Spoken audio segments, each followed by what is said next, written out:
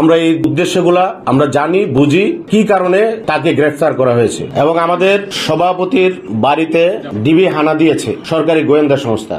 এটাতে আপনারা কি বুঝাতে চাচ্ছেন আমরা জানি না, কিন্তু আমরা বলতে চাই 20 লক্ষ কর্মসংস্থান এবং 20,000 পরিবার এদেরকে বাইরে রেখে আমাদের সাথে কোনো কনসার্ন না করে আপনারা এই ব্যবস্থাকে চালু করবেন, এটা দুঃস্বপ্ন মনে করি। আমরা আমাদের যখন পেটে ক্ষুধা থাকবে, দেয়ালে পিঠ থেকে যাবে, আমরা কিন্তু বসে থাকবো না। আমাদের সকলকে নিয়ে বাংলাদেশের অলি গলিতে যত মোবাইল ব্যবসায়ীরা আছে, আমাদের যে সংগঠন আছে, সংগঠনের মাধ্যমে আমরা এটার চূড়ান্ত পর্যায়ে যেতে আপনারা বাধ্য করবেন না।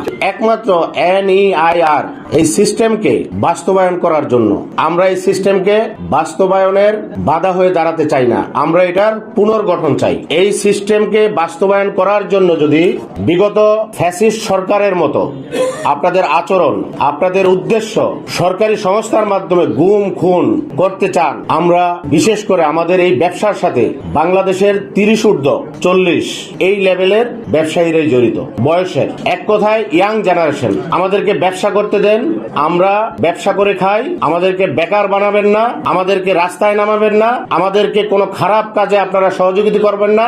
এটাই বাংলাদেশ সরকারের কাছে এবং বিভিন্ন সংস্থার কাছে যারা এই সিস্টেমের জড়িত, সর্বোপরি বাংলাদেশের চিফ অ্যাডভাইজার, আমরা যাকে সম্মানের চোখে দেখি, আমরা তার কাছে সবিনয় অনুরোধ করব, এই সিস্টেম বন্ধ করে আমাদেরকে আলোচনার টেবিলে এনে আমাদের প্রস্তাবনাগুলোকে সহনীয়ভাবে নিয়ে, উভয়ের কনসার্নগুলো নিয়ে আপনারা একটি সঠিক সিদ্ধান্তে যাবেন, এটাই আমরা আশা করি।